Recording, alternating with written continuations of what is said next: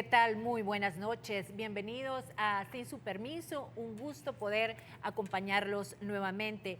Esta noche vamos a conversar con Héctor Silva Hernández, quien competirá por la alcaldía de San Salvador por el partido Nuestro Tiempo.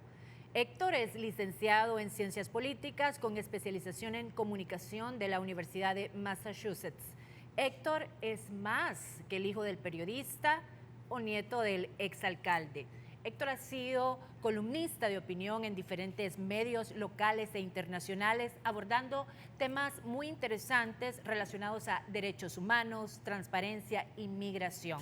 A nombre de todo el equipo de Sin Su Permiso de Canal 33, te doy la bienvenida, Héctor. Un gusto tenerte acá en las pantallas del Canal 33.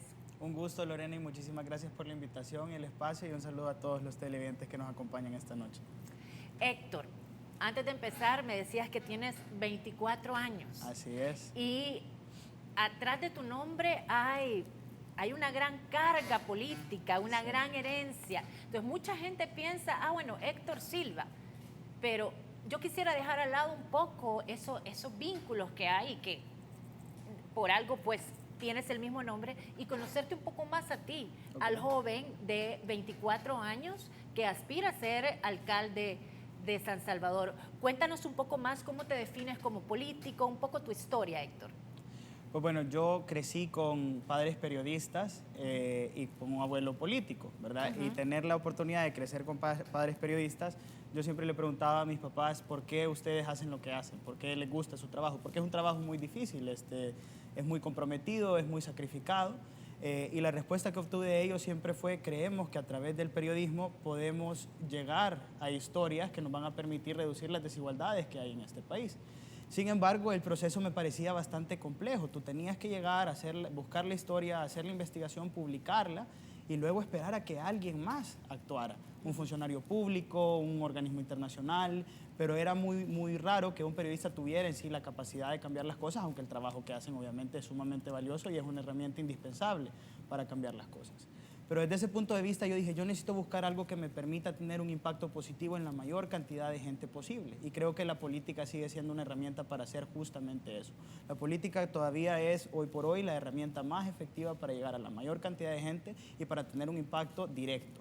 Entonces, por eso fue que yo decidí involucrarme en política. Estudié, como tú decías, Ciencias Políticas en la Universidad de Massachusetts y en ese tiempo conocí al diputado Johnny Wright, que en ese momento estaba cumpliendo su periodo en la Asamblea Legislativa 2015-2018, y me pareció que los temas que para Johnny eran prioritarios eran temas con los que yo coincidía: la lucha contra la corrupción, el esfuerzo por hacer un proceso de selección más transparente para funcionarios de segundo grado, por ejemplo. Entonces encontré ese espacio. Luego Johnny se sale del partido en el que estaba y decide fundar un nuevo partido junto a un grupo de personas que estaba comprometido. ¿Tú estuviste asesorando a Johnny en la asamblea o no? Yo no diría que estuve asesorando, pero para mí fue más como un proceso de aprendizaje. Estuve con él en dos momentos, en 2016 y en 2017. 2016 realmente fue un proceso de aprendizaje para mí, y ya en 2017 sí tuve la oportunidad de acompañarlo pues en algunas iniciativas como esta que te comentaba de la propuesta de... ¿Y quiénes son tus referentes de política internacional? Obviamente local será tu abuelo. Sí, pero definitivamente. Internacionalmente, Héctor, ¿a quién admiras? Pues para mí definitivamente sería sin lugar a duda el expresidente estadounidense Barack Obama. Yo fui a vivir a Estados Unidos cuando tenía unos 13 años y justo en ese momento Barack Obama no acababa de ganar, ya llevaba un par de años en su primer periodo como presidente. Pero yo me identifico mucho con el mensaje que daba el presidente Obama en ese momento, de decirle a los ciudadanos y especialmente a los jóvenes: nosotros somos el cambio que hemos estado esperando. No podemos esperar a que alguien más venga a hacer el cambio por nosotros mismos. Si nos quedamos esperando a alguien más, pues nunca van a suceder las cosas, y esa es parte de la razón por la que estoy aquí ahora. Nuestro Tiempo se caracteriza por posturas bastante liberales, incluyentes, pero también se caracteriza por el respeto a la opinión de los diferentes integrantes del partido. ¿Cuál es tu posición con respecto a algunos temas que son temas un poco álgidos, pero que a toda la gente le gusta saber? O sea, tu posición con respecto al tema del aborto. Porque mucho se ha hablado que Nuestro Tiempo podría aprobar este tipo de reformas en la Constitución. ¿Cómo ves tú el tema del aborto? Claro, yo creo que el tema de la interrupción del embarazo es algo que debe abordarse desde una perspectiva de salud pública. Creo que en nuestro país hemos radicalizado e ideologizado muchísimo esta discusión cuando no debería de ser un tema ideológico. Este es un tema de salud pública y debería de abordarse de esa forma. Creo que el país debería de abrirse más a tener una conversación al respecto de estos temas, pero es imposible hacer eso si seguimos polarizando una opinión y enmarcando esta opinión con un grupo o con una ideología y la otra opinión con otra, ¿verdad? Yo creo que este es un tema bastante técnico y debemos tratarlo de esa forma porque al final estamos hablando de la salud y el bienestar de las personas y eso tiene que ver directamente con la salud pública, que es un derecho de todos los ciudadanos. Entonces, creo que si lo abordamos de esa forma, el país podría llegar a consensos que son importantes en este tema. O sea, ¿sí estaría de acuerdo en analizar todo el tema de las 4 causales? Por supuesto. Hace un par de días, si no me equivoco, o hace una semana lo más, decía el Papa Francisco lo siguiente: la gente homosexual tiene derecho a estar en familia, son hijos de Dios y tienen derecho a una familia, nadie debería ser expulsado o sentirse miserable por ello. Lo que tenemos que crear es una ley de unión civil, de esa manera están cubiertos legalmente. Lo decía hace poco el Papa Francisco y de alguna forma también él recordaba que cuando había sido arzobispo en Argentina, pues había ya dado indicios de apoyar este tipo de iniciativas, como es la legalización de la unión entre personas del mismo sexo. ¿Qué ves tú? ¿Qué lectura le das a estas palabras del Papa? Yo suscribo completamente con las palabras del Papa. Creo que las palabras del Papa son oportunas y pertinentes a los tiempos que nosotros estamos viviendo en el mundo y en El Salvador, y creo que El Salvador haría bien en escuchar lo que el Papa está diciendo. Nosotros, al final, todos somos seres humanos. La misma Constitución dice que el fin del Estado es el bienestar del ser humano. Y parte del bienestar del ser humano es la igualdad de derechos. Yo sí creo en la igualdad de derechos y suscribo con lo que dice el Papa Francisco completamente. Vamos a ir a la primera pausa comercial y en breve regresamos más de esta entrevista. Ya volvemos. Continuamos. Héctor, denunciaron hace poco, no sé si fuiste tú o fueron otros integrantes del partido, el tema de acoso político, porque se habían dado cuenta de un pick-up que estaba parqueado y que los estaba vigilando. Cuéntenos, ¿qué pasó? ¿Ha seguido esto? Contanos un poco más la historia de eso. Sí, bueno, nosotros trabajamos en una oficina normal donde trabajan varios colaboradores y colaboradoras, y en algún momento, mientras la gente empezaba a salir de la oficina y empezaba a terminar el día laboral, nos empezamos a percatar la semana pasada que había un pick-up gris sin placas parqueado enfrente de la oficina, y nos pareció raro por varios motivos. En primer lugar, porque nuestra oficina está enfrente de una calle que es bastante transitada, lo cual quiere decir que no se parquea ningún carro ahí porque no se puede, pues hay carros pasando todo el tiempo. Entonces nos pareció extraño que el carro estuviera parqueado ahí. Del otro lado de la calle nos pareció extraño también que fuese un carro que no portaba ningún tipo de identificación, lo cual está en contra de las normas de tránsito vigentes. Pero también nos pareció raro que habían 3 hombres que estaban ahí simplemente sentados, viendo fijamente la oficina, y nos dimos cuenta de esto. Esto pasó un día, al día siguiente nos dimos cuenta de lo mismo, pero el tercer día, que fue cuando decidimos hacer la denuncia, la hicimos precisamente porque yo salgo de la oficina, veo el mismo pick-up en el mismo lugar, a la misma hora, y veo que se bajan 3 hombres, casi que uniformados, con camisas azules, pelo corto y pantalones caqui. Se me quedan viendo fijamente a mí. Yo salí de la oficina porque iba a traer algo a mi carro, abro mi carro, y cuando yo abro mi carro veo que él empieza a notar algo. Asumo yo mi placa porque seguí su mirada hacia mi placa, sí. Estábamos bastante cerca, y fue ahí cuando nosotros decidimos hacer la denuncia. De hecho, antes de hacer una denuncia pública, lo primero que hicimos fue llamar a la Policía Nacional Civil para presentar esta denuncia por acoso. Y creo que lo importante en este sentido, Lorena, es recalcar que nosotros no vemos esto como un hecho aislado de vigilancia. Nosotros creemos que este es parte de un esfuerzo sistemático por parte del gobierno de El Salvador de amedrentar y acosar a cualquiera que esté dispuesto a criticarlo. Creo que en este momento, en este país, criticar o hablar en contra del gobierno se ha convertido en una osadía.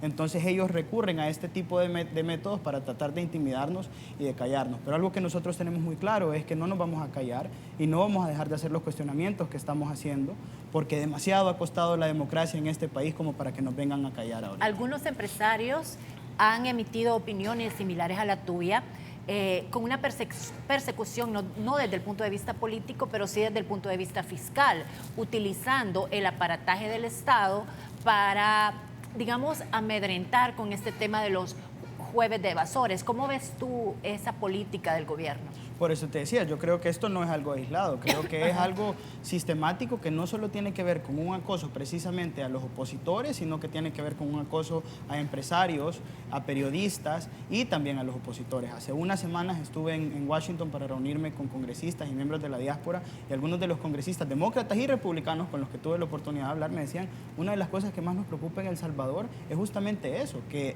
hablar en contra del gobierno desde cualquier sector de la sociedad, ya sea un sector económico, ya sea desde un sector político, desde el periodismo, realmente se ha convertido en algo peligroso.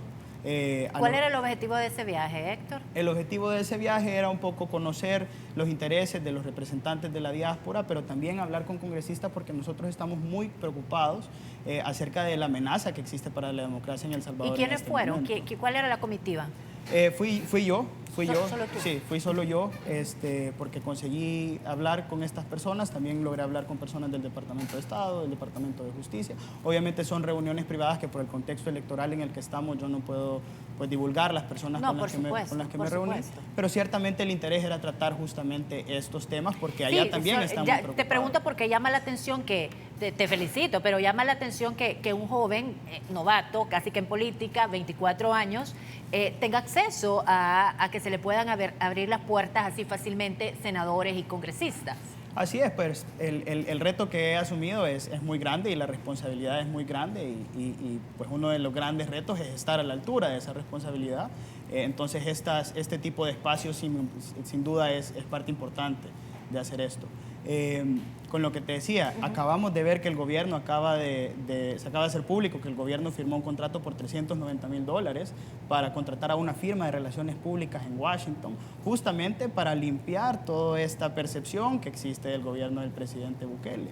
Entonces el gobierno es consciente de lo que está haciendo, nosotros somos conscientes de lo que el gobierno está haciendo y vamos a seguir haciendo las denuncias que sean necesarias, porque es lo que nos corresponde como partido político. Recientemente lanzaron ustedes el Sistema Nacional Anticorrupción, que incluye 4 áreas. ¿Nos cuentas un poco más de qué se trata este sistema? Sí, bueno, en primer lugar es importante hablar del contexto en el que nosotros hacemos esta propuesta. Esta es una propuesta que es realmente una respuesta ante una crisis de corrupción sistemática que el país está viviendo. Sabemos que El Salvador tiene una historia terrible con la corrupción desde la función pública, pero creemos que esta crisis de corrupción sistemática se ha agudizado durante la pandemia. Hemos visto más de 30 denuncias de casos de corrupción de funcionarios públicos, no solo desde el Ejecutivo, sino también de diputados, alcaldes de diferentes partidos. Y nosotros hemos hecho denuncias en el Tribunal de Ética Gubernamental, en la Fiscalía General de la República, hemos solicitado información al Instituto de Acceso a la Información Pública, pero creemos que estas denuncias ya no son suficientes. Sabemos que la crisis de corrupción sistemática que el país vive en este momento es un problema estructural que necesita soluciones estructurales. Entonces, como respuesta a esta crisis de corrupción sistemática es que presentamos este Sistema Nacional Anticorrupción, que como tú bien decías, cuenta con 4 puntos. El primero es una reforma al Grupo Especial contra la Corrupción y la Impunidad, que sabemos que cuando funciona de forma independiente y sin ataduras políticas puede ser muy efectivo. Fueron ellos los que consiguieron la condena del expresidente Saca, que ahora está preso por lavado de dinero y por peculado. Pero a pesar de que han habido 30 denuncias en este contexto de pandemia, pues el GESI no ha presentado ni un solo caso a tribunales, lo cual a mí me dice que el GESI no está funcionando bien en este momento. En ese sentido, lo que nosotros proponemos es una reforma a las fuentes de financiamiento de este grupo. Creemos que este grupo, aunque debe seguir siendo operado por fiscales salvadoreños y bajo la línea jerárquica que funciona en la Fiscalía General de la República, debería de ser financiado por organismos internacionales para tener un poco más de autonomía en las investigaciones que hace. ¿Pero esto no podría ser algo similar a la CICIG de Guatemala o a la CICIG de acá? Sí, en el sentido de que estamos buscando autonomía en las investigaciones e investigaciones que realmente representen los intereses del ciudadano y no del político de turno. pero no porque esta sería una unidad que al final es parte de la Fiscalía General de la República, orgánicamente.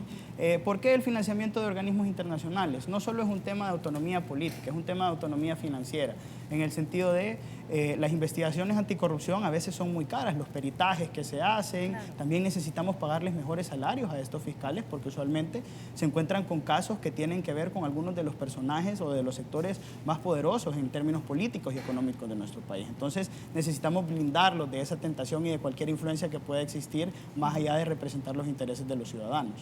Entonces esa es una de las reformas que nosotros hemos propuesto al GESI, así como también reformas al proceso de selección de los fiscales que ahí trabajan. En este momento el Grupo Especial contra la Corrupción y la Impunidad solo cuenta con 15 fiscales.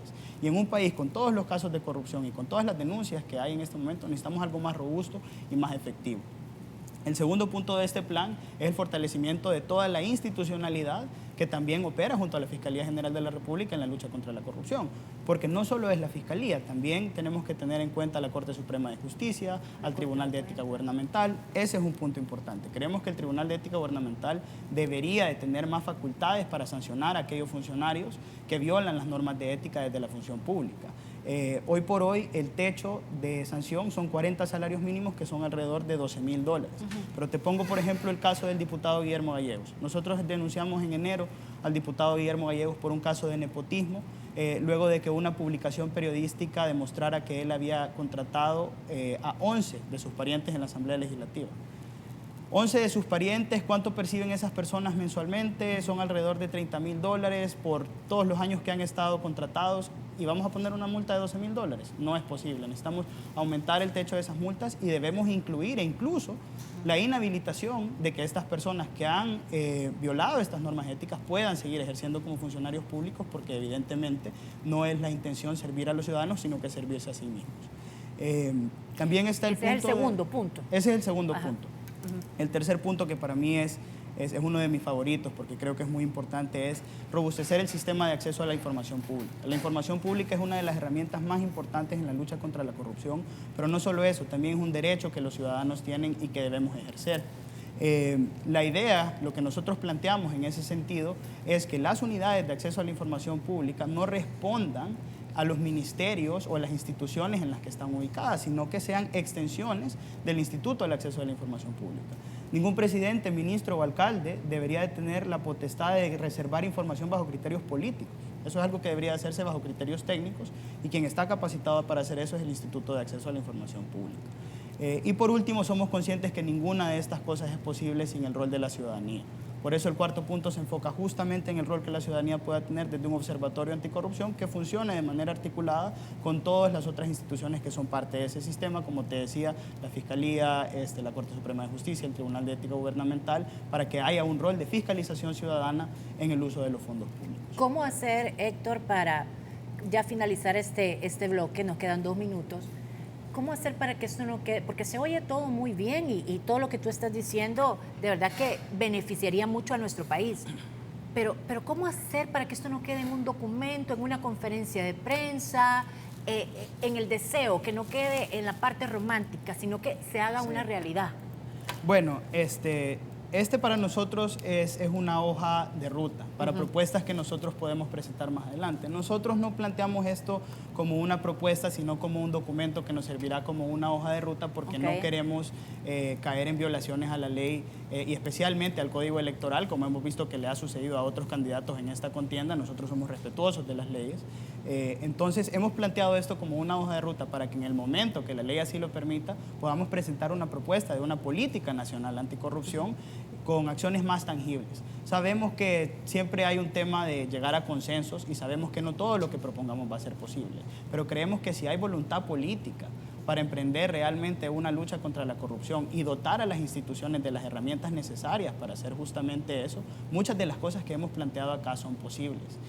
Si los intereses de los políticos que están en la contienda actual y de los políticos que están en el poder en este momento realmente son erradicar la corrupción en nuestro país, debería de haber un espacio por lo menos para discutir los temas que nosotros hemos planteado en esta propuesta.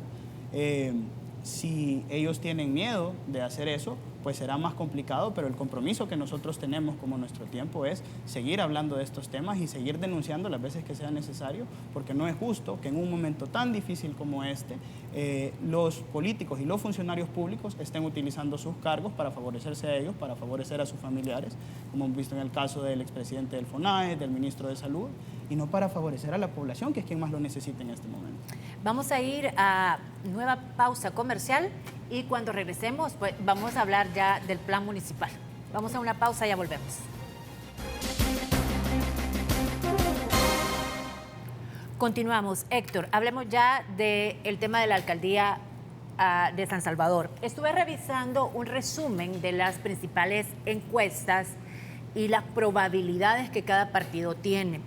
Arena sigue saliendo muy fuerte, o sea, Neto Mason, según esta sumatoria de encuesta, el promedio más bien, Neto anda cerca del 30%, Nuevas Ideas, 18%, FMLN 2%, entiendo que Gana y Nuestro Tiempo anda por el 1% de posibilidades.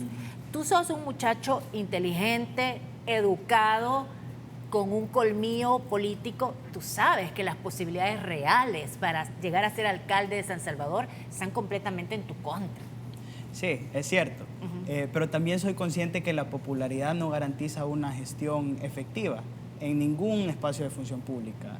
Mauricio Funes era un presidente sumamente popular, Antonio Saca era un presidente también sumamente popular y hemos visto el fin que han tenido. Pero estos números que te estoy diciendo no son de popularidad, son de intención de voto. Sí, pero que la popularidad de alguna u otra forma se refleja en la intención de voto que tienen las personas. Y yo creo que esos son números importantes y nosotros no podemos cometer el error de ignorar las encuestas y de decir, bueno, esto es algo que de repente va a cambiar en su momento. Entonces estamos haciendo todo lo posible por tomar esos números en cuenta y por escuchar a la gente, porque solo escuchando a la gente vamos a saber cuál es el camino correcto, cuál es el camino que tenemos que seguir. Pero aunque no ignoramos esos números, yo prefiero enfocarme en otros números que creo que son más importantes y son los números y los datos que representan a la situación actual de la capital. Si tú le preguntas a la mayoría de personas en San Salvador si se sienten seguros en su ciudad, la mayoría todavía te dice que no. Si le preguntas a la gente acerca de su situación económica, la mayoría sigue estando insatisfecha. Entonces, esos son los números en los que yo he decidido enfocarme y ahorita justamente estamos en un proceso de consulta para la construcción de nuestro plan municipal que nos va a permitir, uno, identificar las necesidades que tiene la gente en este momento, porque creo que ese es un error que cometemos muy frecuentemente los políticos en este país, y digo cometemos porque a mí también me ha sucedido, y es que creemos que somos todólogos. Realmente nadie conoce mejor los problemas que la gente que los vive todos los días. Entonces, ahorita estamos cerca de ellos, entendiendo esos problemas, identificándolos, para poder realmente presentarles soluciones oportunas y reales a esos problemas. Han habido muchas mediciones. Yo estaba leyendo también una específica de la gestión del alcalde Mason y era de Sid Gallup, la casa encuestadora, y le daba un 66%, si no me equivoco, de aprobación. Es decir, que la gente se sentía satisfecho del manejo que ha tenido el alcalde Mason en nuestra capital. Sí, definitivamente creo que han habido cosas buenas que se han hecho en esta gestión y en la gestión anterior. Creo que una de esas ha sido la inversión que se han hecho en el fortalecimiento de los servicios sociales. Pero creo que hay algunas cosas que se están haciendo bien, creo que hay otras que se están haciendo mal y creo que hay algunas que se pueden hacer mejor. Héctor, ¿a ti no te interesa llegar a ser concejal de quien sea el próximo alcalde?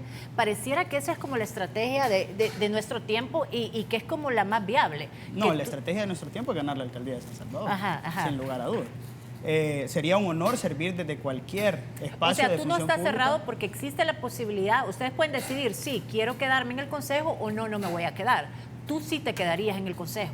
Por supuesto, para mí cualquier espacio desde el que se pueda servir de la función pública es todo un privilegio. Si el alcalde Mason se reelige, tú serías parte de su nuevo consejo municipal, si el alcalde se reelige. Si eso llegase a suceder y si yo logro contar con suficiente apoyo de la población para que eso suceda, por supuesto, cualquier llamado al servicio público es todo un honor y todo un privilegio. Y creo que eso es importante hablar en este momento, Lorena, mi candidatura no es en oposición al alcalde actual ni al ministro de Gobernación, es en oposición a una forma de hacer política, porque aunque creo que el alcalde y el ministro son candidatos diferentes, que vienen de partidos diferentes, su forma de hacer política es la misma. Son dos candidatos que utilizan recursos públicos para hacer campaña electoral, son dos candidatos que privilegian su imagen por sobre el bienestar de las personas. Te pongo el caso de la alcaldía de San Salvador. Yo he recibido docenas de denuncias de micro y pequeños emprendedores que me han dicho: yo le presté servicios a la alcaldía de San Salvador hace un año, hace meses, y no he recibido mi pago. Ahí hay gente denunciando al alcalde de San Salvador, personas que trabajan en la unidad de desechos sólidos, diciendo hay una retención de cuotas. Pero la publicidad paró en algún momento en pandemia. Jamás, nunca paró la publicidad. Entonces, ¿cómo es que hay dinero para pagar vallas, mupis, anuncios de televisión, para poner tu nombre hasta en el último bote de alcohol en gel, pero no para pagarle a la gente que limpia las calles de tu ciudad? Creo que esa forma de hacer política no es correcta, y eso es lo que yo le quiero decir a la gente. Esa no es la única forma de hacer política, es la forma de hacer política a la que estamos acostumbrados. Pero te digo esto porque creo que es importante aclarar que esta candidatura no es en oposición a dos candidatos, sino a la forma de hacer política que ellos ejercen. ¿Tú sigues siendo el director de asuntos políticos del partido? No, yo fui director de asuntos políticos, después fui director de juventud del partido por 1 año y medio, pero renuncié a mi cargo. Y ahora solo estás enfocado en tu candidatura. Correcto, correcto. Pero obviamente estás dentro del círculo más cercano de nuestro tiempo. ¿Cuánto aspiran ustedes? ¿Cuántas alcaldías esperan ganar? Porque me dices, no, la estrategia de nuestro tiempo es ganar San Salvador. Ajá, pero ¿qué otra tiene? Porque ya no sos el director de asuntos políticos, pero seguramente conoces la estrategia. ¿Cuántas más y cuántos diputados esperan ganar? Sí. Bueno, estamos participando en 7 municipalidades más. Estamos participando en Ilopango, en Mexicanos, en Aguilares, en Ciudad Delgado. También estamos participando en Huayúa, en San Miguel. Y en Mexicanos, no sé si ya lo dije o se me escapa uno. Estamos participando en esas comunas, y en todas esas comunas pues la aspiración es ganar. Johnny va como candidato por San Salvador. Johnny es la casilla 1 por San Salvador, sí. Y de hecho, una de las razones por las cuales yo decidí aceptar esta candidatura es porque creo que el listado de candidatos que nuestro tiempo le ofrece a la población, específicamente en el departamento de San Salvador, es el listado, y no tengo miedo de decirlo, más capacitado y más formado para afrontar el reto que estamos enfrentando en este momento. ¿Quiénes van aparte de Johnny? Johnny está liderando la planilla, luego está Andy Feiler en la casilla número 2, Berta María de León, que es una mujer a quien yo admiro muchísimo, en la casilla número 3, en la casilla número 4 está Leonor Selva, y en la casilla número 5 está Eric Iván Ortiz, y así sucesivamente hay una cantidad de candidatos pues, que yo considero ¿Cuál muy sería tu capacitados. principal proyecto por el cual quisieras ser recordado si la población te favorece con su voto y llegas a ser alcalde de San Salvador? Definitivamente un proyecto enfocado en la transparencia, en el fomento de la transparencia y la lucha contra la corrupción dentro de la alcaldía de San Salvador. Creo que en la alcaldía de San Salvador todavía no existen suficientes mecanismos para garantizar que los recursos públicos se utilicen, no solo para favorecer a la imagen del alcalde de turno, pero realmente para optimizar los recursos de la forma pertinente y oportuna para la población en este momento. Y prueba de eso es la Corte de Cuentas emitió una resolución hace una semana que demostraba que el Consejo Municipal dirigido por el presidente Bukele y del cual formaba parte el actual ministro de Gobernación hicieron un desfalco de alrededor de $3 millones a la alcaldía de San Salvador. La alcaldía de San Salvador tiene un presupuesto anual de aproximadamente $135 millones. ¿Se imaginan lo que es perder $3 millones porque alguien no hizo bien su trabajo? Asumiendo que no hubo mala intención. No podemos permitir que eso suceda. Entonces, yo he pensado en un plan anticorrupción que tiene 3 ejes, y el primero, pueden parecer cosas sencillas, pero yo creo que los cambios sencillos pueden llevar a grandes logros. El primero es abrir el Consejo Municipal a los medios de comunicación siempre. El segundo es hacer una conferencia de prensa después de cada consejo municipal como un espacio de rendición de cuentas, independientemente de si los temas que están Pero eso no lo hace el alcalde Mason. Entiendo que él lo prometió en su campaña y ha mantenido vía Facebook Live la transmisión, y creo que cuando el presidente Bukele también. No, creo que él no tenía todos abiertos. Sí, el presidente Bukele no, y el alcalde Mason lo que hace es que en algunas ocasiones declara reservadas las actas de su consejo municipal. Entonces yo me he puesto a buscar. Sí, tú estás diciendo que en el caso tuyo sería completamente abierto y transparente. Claro, por supuesto. Y lo más importante de este proyecto, y que es algo que creo que puede servir mucho en cualquier gestión, es a mí me gustaría que hubiese un comité independiente que pudiera analizar los contratos y las licitaciones, que apruebe el Consejo Municipal, para que sea ese comité externo el que se asegura que ninguno de los contratos va a favorecer al alcalde o a los concejales o a los familiares de estos. Creo que este es un comité que podría operar desde la sociedad civil y que podría financiarse independientemente. Recordando también que la forma en la que se ejerce el municipalismo desde San Salvador también sirve en muchas ocasiones para un modelo, para ejercer el municipalismo en otros lugares del país. Entonces creo que también tenemos la oportunidad de dar un ejemplo de cómo podría funcionar un sistema anticorrupción desde la alcaldía. Vamos a la última pausa comercial, en breve regresamos. Continuamos. Quisiera hablar solo de un caso específico del mercado Cuscatlán, y es que en una entrevista que le diera el alcalde Mason a mi colega Ana Giralt, él cuenta y dice que han dejado de pagar los alquileres debido a que pues, es muy oneroso, no pueden pagar, no quieren tener una responsabilidad civil ellos si tienen que pagar esto. ¿Cómo ves tú todo el caso del mercado Cuscatlán y ese contrato que se hizo?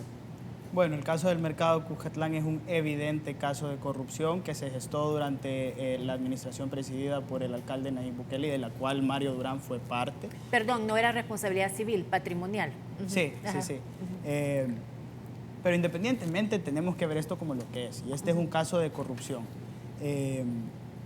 Pero creo que este no solo es un caso de corrupción, creo que es un caso también de incapacidad. Y cuando tú combinas esas dos cosas, tienes un resultado como lo que sucedió en el mercado Cuscatlán, que fue un mercado que significó una inversión sumamente representativa en contexto al presupuesto con el que la alcaldía cuenta, pero no solo fue un mercado en el que la alcaldía tuvo que invertir mucho dinero y en el que sigue teniendo que invertir dinero, porque independientemente podamos pensar lo que queramos de los contratos y de las formas en las que se hicieron este mercado, si la alcaldía tiene responsabilidades, pues está obligada a reestructurarlas o a cumplirlas. No puede solo dejar de pagar un contrato, eso no es bueno para la alcaldía. Pero también vemos un tema de incapacidad, porque cuando tú ves dónde está ubicado el mercado, la forma en la que se distribuyeron los puestos, era algo que pareciera que casi nació destinado a fallar. Y luego, años después, nos damos cuenta en la resolución de la Cámara de la Corte de Cuentas que efectivamente hubo un desfalco millonario a la alcaldía, y precisamente por eso creo que es importante poner y estructurar sistemas que permitan evitar este tipo de casos, porque la alcaldía de San Salvador no está en condiciones de cometer este tipo de errores. Son errores millonarios para la gente. Yo solo me pongo a pensar cuando vi esa resolución de la Cámara, cuántas cosas se pudieran haber hecho en San Salvador con $3 millones. Y no son solo $3 millones, es muchísimo más el dinero que se ha perdido. Pero $3 millones es quizás lo que la Cámara ha logrado identificar como responsabilidad, que estos funcionarios de hecho tienen que pagar. Me gustaría saber cuándo el ministro va a pagar el dinero que la Corte ha resuelto que él tiene que pagar, pero evidentemente es un caso de corrupción. Pero el funcionario tiene derecho a apelar y a desarrollar otro tipo de recursos judiciales para no necesariamente pagar inmediatamente los 3 millones. O sea, él tiene un derecho de apelar. Definitivamente habrá un derecho de apelación y habrán recursos, y puede que el proceso puede que tengamos un proceso mucho más largo, pero la verdad es que San Salvador sigue botando dinero en un mercado que no funciona, y creo que esa es la mayor muestra de corrupción e incapacidad, independientemente de cualquier proceso que pueda estar abierto en este momento. Héctor, estamos en el último bloque y no puedo dejar de preguntarte, yo no quería que la entrevista fuera de eso, por eso hablamos de ti, pero tenemos que hablar un poco de la historia, especialmente de tu abuelo, político. Sí. Contanos un poco anécdotas con él, algo rápido, algo que venga a tu memoria de la infancia, porque entiendo que la inspiración de tu papá viene por el área del periodismo, pero la vena política viene de tu abuelo. Sí. Bueno, de hecho, este fin de semana, en una visita territorial, tuve la oportunidad de conocer a doña María, una señora espectacular que abre su casa, obviamente con todas las medidas de distanciamiento y todas las medidas sanitarias necesarias, pero ella abre su casa para darle clases de manualidades a adultos mayores. Entonces la fui a visitar, platiqué un rato con ella, y luego de platicar con ella me dijo, mire, ¿sabe que a mí su abuelo me casó hace 20 años? Y me empezó a decir, su abuelo era una persona sumamente cercana, era un hombre simpático, y creo que realmente lo que yo más aprecio de mi abuelo es que, aunque creo que su gestión y a través de las políticas públicas que él implementó siempre estuvo enfocada en el servicio público, algunas de esas propuestas obviamente están desfasadas, los tiempos han cambiado, los retos son nuevos, Claro, claro. lo que hay que hacer es nuevo, pero con lo que yo me quedo de mi abuelo es con su forma de hacer política, que es una forma, mi abuelo era un político valiente y honesto, y su forma de hacer política se reflejaba en eso. Y eso es lo que realmente a mí más me inspira, porque yo pues solo tuve el privilegio de conocer y de compartir con mi abuelo hasta los 13 años, que yo tenía 13 años cuando él falleció en 2011, Sí. pero recuerdo con muchísima alegría y con muchísimo cariño todas las veces que lo pude acompañar a los eventos a los que él iba. Y creo que parte de la razón, a mí mucha gente me dice, hombre, tenés 24 años, ¿cómo es que estás haciendo esto a los 24 años? Creo que parte de la razón por la cual yo he podido hacer esto y por la que tengo la capacidad de hacer esto es porque siempre estuve rodeado de personas que estaban hablando y viendo cómo resolver los retos más grandes que este país tiene, ¿verdad? No todos tuvieron la oportunidad de hacerlo, creo que mi abuelo es el que más cerca ha estado, y definitivamente es una de las cosas que me llama a seguir ese camino.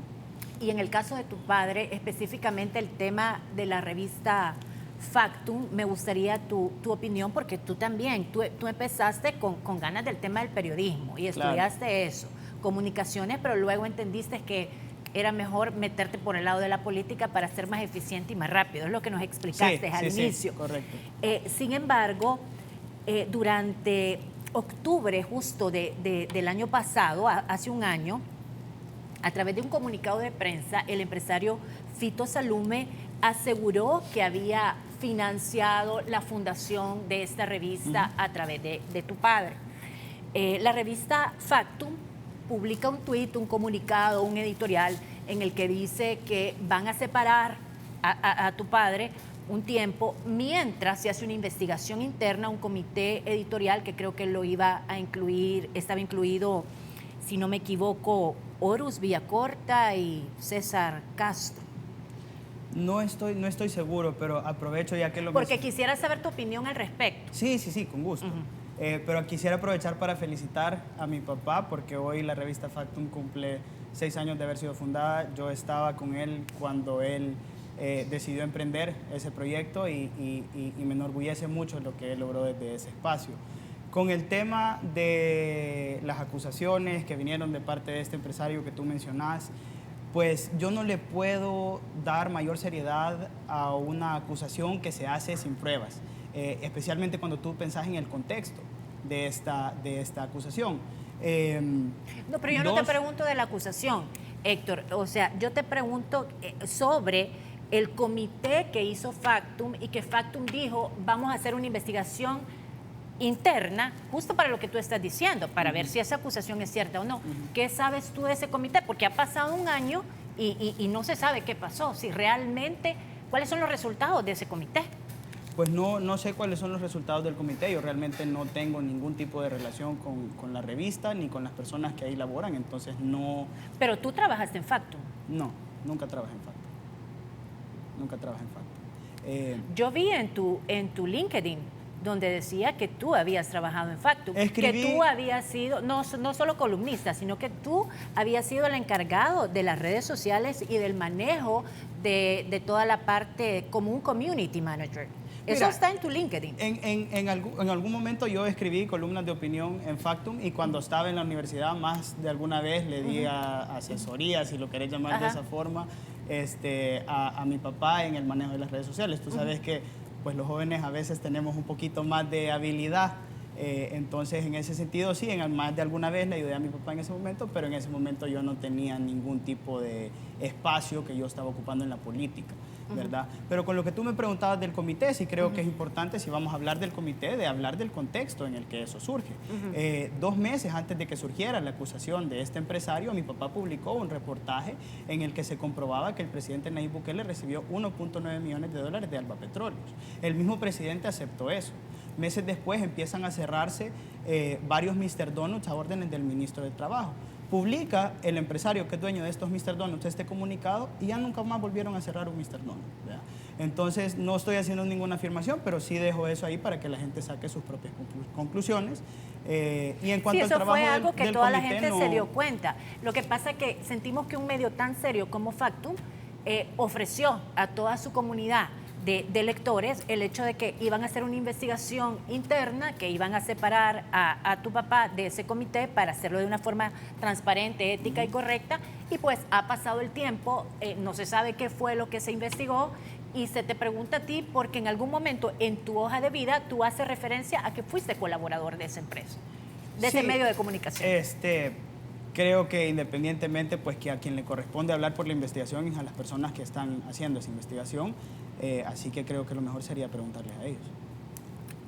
Te lo preguntaba a ti porque igual, me imagino que tu papá lo ha comentado contigo y como entrevista, pues siempre uno tiene el derecho de hacer todas las Sí, preguntas. no, por supuesto, por supuesto, por supuesto. Solo creo que ellos Ajá. quizás te podrían dar una respuesta más completa que la que yo puedo dar. Perfecto, te agradecemos muchísimo, Héctor, tu participación Muchas aquí en el gracias. programa. Por supuesto que las puertas del canal quedan abiertas para ti, para tu partido. Hemos tenido en este set a Johnny en varias ocasiones y siempre pues les hemos deseado lo mejor a ustedes y a todos los políticos porque lo importante es el fortalecimiento de la democracia en nuestro país. Muchísimas gracias y muchísimas gracias por el espacio, Lorena. Un gusto. Igualmente a ustedes, amigos televidentes, les agradecemos mucho su sintonía. Manténganse en Canal 33. A continuación viene Teleprensa.